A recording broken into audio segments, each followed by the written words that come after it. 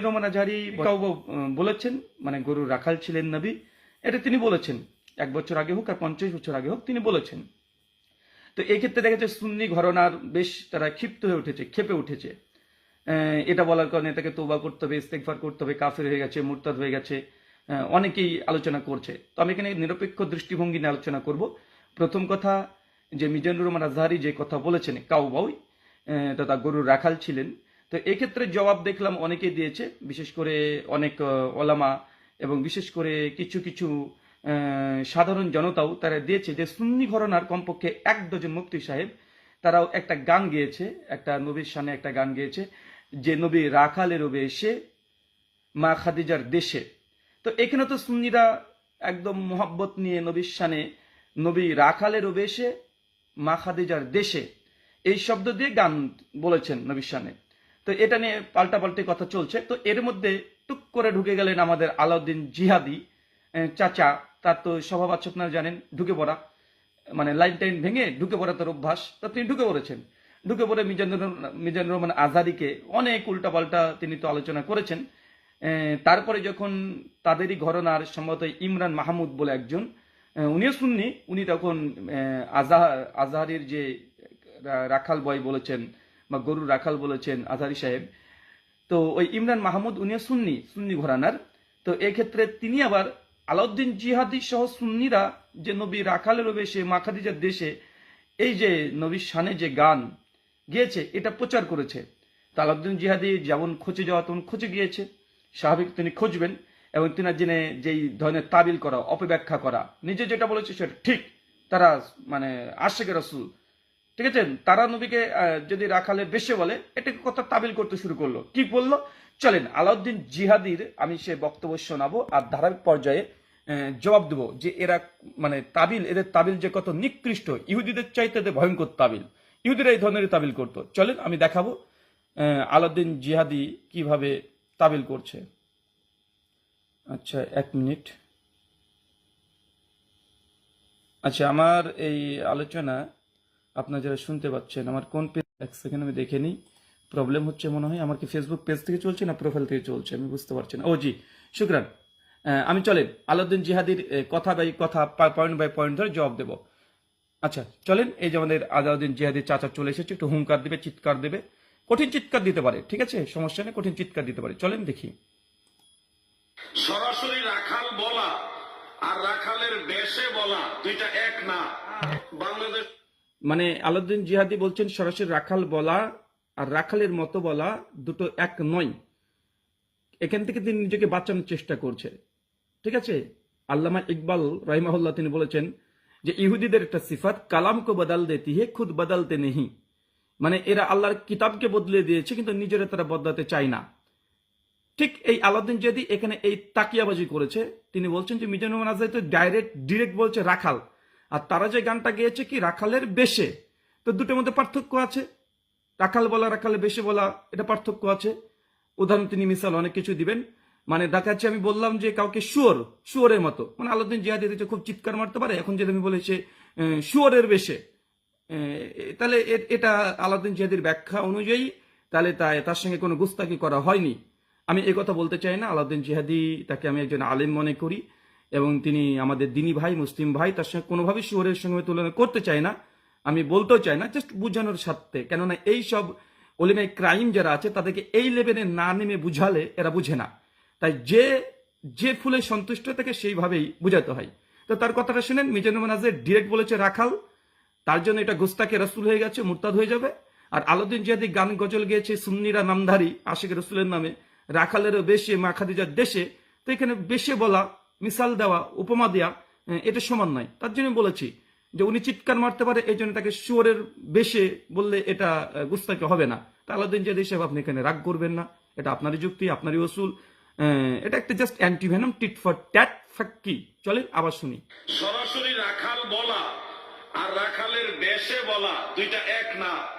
বাংলাদেশ সরাসরি রাখাল বলা, রাখালের বেশে বলা সরাসরি মানে দুটো এক নয়, অবশ্যই এক নয়। তবে নবীর শানে এই শব্দটা প্রয়োগ করাটা মানে করাটাই এটা বেঈমান হয়ে যাওয়ার জন্য যথেষ্ট। আশিকে রাসূল দাবি করে, এটা আপনার স্বামী ব্যবহার করতে পারি, সাধারণ আমজনতার সঙ্গে ব্যবহার করতে পারি, রাখাল বা রাখালের বেশে। নবীর শানে রাখালের বেশে শব্দ আসবে কিভাবে? কেন আসবে? যে দলিল আপনারা দিয়েছেন উনজুর বলো মানে রাইনা বলো না উনজুর না বলো সূরা বাকারার যে আয়াত, তো এখানে আপনি যে দলিল দিয়ে মিজানুর রহমান আজহারীর প্রতি অভিযোগ করেছেন সেম একই দলিল আপনার প্রয়োগ হবে, একই দলিল সেম একই দলিল দিয়ে মিজানুর রহমান আজহারীকে যেমন আপনি রাইনা আল্লাহ সুবহানাহু বলতে নিষেধ করেছে, আপনি এখানে উপমা পেশ করছেন সে রাইনা। তো এখানে সেম মিজানুর রহমান আজহারীর জন্য যে দলিল আপনারা প্রয়োগ করেছেন ওই সেম দলিল দিয়ে আজহারীর উপরে যেই ফতোয়া আপনারা জারি করবেন সেম আপনার উপরে সে ফতোয়া জারি হবে। কিছু কিছু সুন্নিরা তো বলে দিয়েছে আজহারীর যদি ওই যে মুন্ডু দিতে পারে 10 লক্ষ টাকা ঘোষণা করেছে, মানে আমি এই ভিডিও করতাম না, কিন্তু এদের নোংরামি এত নিকৃষ্ট পর্যায়ে চলে যায়। দেখেন চলেন আমি ধারাবাহিকভাবে প্রত্যেকটারই জবাব দিই। দেশের একজন প্রসিদ্ধ বক্তা, তিনি রাসূল করিম সাল্লাল্লাহু আলাইহি ওয়াসাল্লামকে কাউবয়, মা খাদিজাতুল কুবরা রাদিয়াল্লাহু তাআলা আনহার কর্মচারী, এরপরে নবীজিকে রাখাল, শেফার্ড এই শব্দগুলি ব্যবহার করার কারণে সারা দেশ জুড়ে বিখ্যাত আলেম উলামারা, বড় বড় মুহাক্কিক মুত্তাকি আলেমরা এটা প্রতিবাদ করছে। বলছে আল্লাহ রসুলের ব্যাপারে কাউবয় মানে গরু রাখাল, নাউজুবিল্লাহ। নবীজিকে কর্মচারী অথবা ধরেন রাখাল এই শব্দটা নবীজির বেলায় যায় না। আল্লাহ তাআলা কোরআনে নিষেধ করেছে লা তাকুলু রাঈনা, তোমরা আমার নবীকে রাঈনা বলবে না, আমাদের রাখাল বলবে না। দেখেন উনি যে দলিল দিয়েছে সেম একই দলিল তোমরা আইনা বলবে না, তারা উনজিন না বলে সূরা বাকারার যে আয়াত। তো তুমি আলাউদ্দিন জিহাদি এই দলিল দিয়ে আজহারীকে রদ করছে, তাহলে তুমি তো সেম একই কাজটা করেছো চাচ্চু, তুমি এই কাজটাই করেছো। তুমি একই কথা বলেছো যে নবী রাখালেরও বেশে, আরে ভাই বেশে এই শব্দ নবীর সঙ্গে যাই? হ্যাঁ, রাখালের বেশে এই শব্দ যাই? কোনোভাবে যায় না। আচ্ছা চলেন একটা দলিল দেখিয়ে দিই, কেন এদের বা বাপদাদার দলিল না দেখালে তার হয় না। চলেন একটা দলিল দেখাই, আর দলিল দেখো কোরআন থেকে স্বয়ং। এটা হচ্ছে দেখেন, এটা হচ্ছে কানজুল ইমান তাফসিরে নুরুল ইরফান, আহমেদ রেজা খান বেরলবি মাযহাবের প্রতিষ্ঠাতা, ইংরেজদের জামানায় তৈরি হয়েছিল ফিরকাটা। আর হচ্ছে এটার তাফসির করেছে হাকিমুল উম্মাত আল্লামা মুফতি আহমেদ ইয়ার খান নাইমি। এই হাকিমুল উম্মাত কিন্তু ওই দেওবন্দীদের না, এটা বেরলবিদের হাকিমুল উম্মাত হচ্ছে আহমেদ ইয়ার খান নাইমি, আর দেওবন্দীদের হচ্ছে আশরাফ আলী থানভী। তো এই দেখেন হাকিম কি বলছে, কোরআনের তাফসীর করতে গিয়েছে সূরা বানী ইসরাইল সূরা নম্বর 17 আয়াত নাম্বার আপনারা এখানে দেখতে পাচ্ছেন 48 কি বলছে দেখেন। 48 স্পষ্ট বলছে উনজুর কাইফা দুরাবালাকাল, যে এ নবী দেখুন আপনার ব্যাপারে কেমন তারা উদাহরণ উপমা পেশ করছে। আমসালা মানে কেমন ভাবে তারা এইভাবে আপনার সঙ্গে উপমা পেশ করছে। উনজুর কাইফা দুরাবু, যে কিভাবে দেখেন আপনার ব্যাপারে কি আপনার সামনে কি কি মানে কথা বলছে, তাই কি বাজে কথা বলছে। আমসালা, সরি আরবি এখনো দেখেনি, আমসালা। তো আপনার ব্যাপারে বিভিন্ন রকমের তারা উপমা পেশ করছে, স্পষ্টভাবে আল্লাহ বলছেন যে তারা এমন আপনার সামনে এমন শব্দ প্রয়োগ করছে। আল্লাহ সুবহানাহু ওয়া তাআলা নিজে নিষেধ করছে, উপমা দেওয়া যাবে না, কোনো মিসাল দেওয়া যাবে না। নবীর সামনে এই গরুর রাখাল টাখাল বলা, বেশে বলা, এটারও কোনো মিসাল দেওয়া যাবে না, উদাহরণ দেওয়া যাবে না। পরিষ্কার কাইফাদুর লাকাল আমসালা, কোনো মিসাল দেওয়া যাবে না নবীর সামনে কোনো খারাপ জিনিস দিয়ে। ফাদল্লু, যদি দেয় তারা কি হবে, তারা গোমরাহ পথভ্রষ্ট হবে। এটা পরিষ্কার সূরা বানী ইসরাইল সূরা নম্বর 17 আয়াত নম্বর 48, একই আয়াত আছে সূরা ফুরকান 25 নম্বর সূরা 9 নম্বর আয়াত, আপনারা দেখে নেবেন। তো সম্মানিত সুধী, আমি জাস্ট এতটাই বলবো, আলাউদ্দিন জিহাদিকে নবীকে ডিরেক্ট রাখাল বলা আর রাখালের সঙ্গে উপমা দেওয়া, এই উপমা মিসাল দেওয়া সূরা বানী ইসরাইল উক্ত আয়াতে আল্লাহ নিষেধ করে দিয়েছে। তাই আজহারী যে পাপে পাপী, তুমি সেই পাপেই পাপী। আর আলাউদ্দিন জিহাদি যদি পাপী না হয় তো আজহারীও পাপী নয়। ঠিক আছে, আমি আমার এখানে আকীদা পরিষ্কার করি, নবীকে রাখাল বলা বা রাখালের বেশে বলা আমার নিকটে কোনোটাই যাবে না। জেনে বুঝে বলে তাহলে পরিষ্কারভাবে সে কুফরি করেছে, আর অজ্ঞতার কারণে বললে সে যেন একবার তওবা করে নাই। আর বিয়াদবির উদ্দেশ্যে বলে সে কুফরি, একদম কাফের হয়ে গেছে, বিয়াদবিমূলক উদ্দেশ্যে সে কুফরি করেছে। এটা যে নবীর শানের খেলাফ এই শব্দ বলা। তাই নবীকে উপমা দেওয়া, যেমন আলাউদ্দিন জিহাদিকে যদি বলি যে আলাউদ্দিন জিহাদি শুয়োরের রবে সে ওয়াজ করছে মাঠে, এটা যেমন একটা খারাপ কথা, কেউই মেনে নিবে না, নিচে অনেকে কমেন্ট করবে যেটা ঠিক না, একজন মুসলমান মুমিনকে শুয়োরের সঙ্গে কেন তুলনা করব, বা তাকে ডিরেক্ট শুয়োর না বলে শুয়োরের সঙ্গে উপমা কেন দেব, সে চিৎকার মারতে পারে বলে কি আমি শুয়োরের মতো তাকে বলতে পারি? অনেকে যেমন এখানে প্রতিবাদ করে উঠবে, আর প্রতিবাদ করা উচিত। ঠিক নবীকে ডিরেক্ট রাখাল বলা, রাখালের বেশে বলা দুটোই সমান।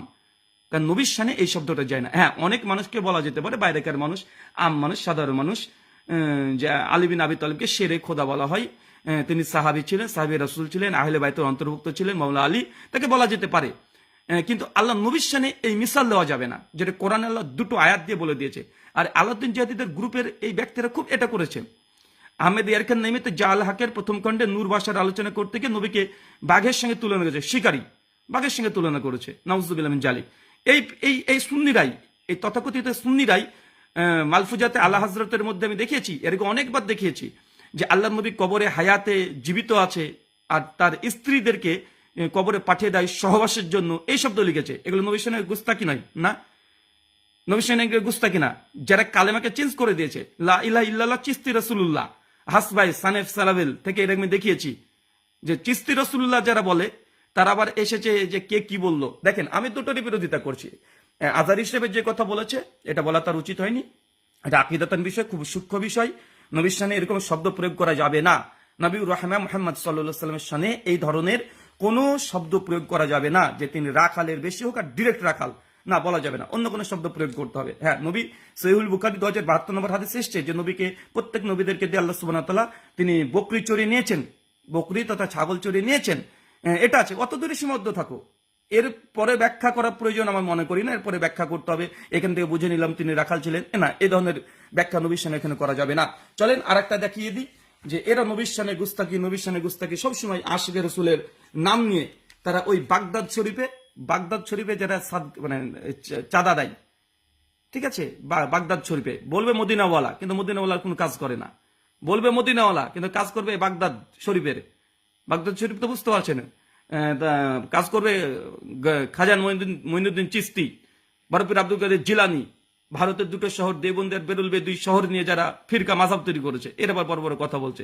এরা হচ্ছে চিশতি রসুলুল্লাহ কালেমা পাটকারীকে সমর্থন করে। চলেন আমি একটা দেখাই। দেখেন, একই সূরা কাহাফ, সূরা নম্বর 18, তাফসিরে কানজুল নুরুল ইরফান, এটা কানজুলি মানে নুরুল ইরফান ব্যাখ্যা, সূরা কাহাফ 18 নম্বর সূরা। এর দেখেন 74 নম্বর আয়াতের ব্যাখ্যা, টিকা নম্বর 163তে কি লিখছে দেখেন। বলছে, এ থেকে বোঝা গেল যে সম্মানিত নবীগণের সামান্য ভুল ত্রুটি হয়ে যায়, নাউজুবিল্লাহ মিন যালিক, নবীদের ভুল ত্রুটি হয়ে যায়, তাই বলছে। তো গুস্তাক, এরা গুস্তাক রাসূল কি রাসূল নয়।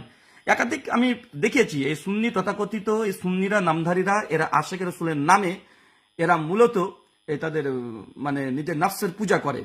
তো দর্শক মণ্ডলী, আমি আমার আকীদা পরিষ্কার আমি করে দিয়েছি, পরিষ্কারভাবে বলে দিয়েছি যে নবীর শানে এই কথা বলাটা চরমভাবে বিয়াদবি। আলাউদ্দিন জিহাদিও যে পাপে পাপি যদি ফতোয়া লাগাই, মিজানুর রহমান আজহারি যে পাপে পাপি, আলাউদ্দিন জিহাদি ইসলাম একই পাপে পাপি। আর দ্বিতীয়ত বিষয়, নবীকে কাউবয় বা কাউবয়ের মতো বা তার বেশে এই শব্দ প্রয়োগ করা যাবে না।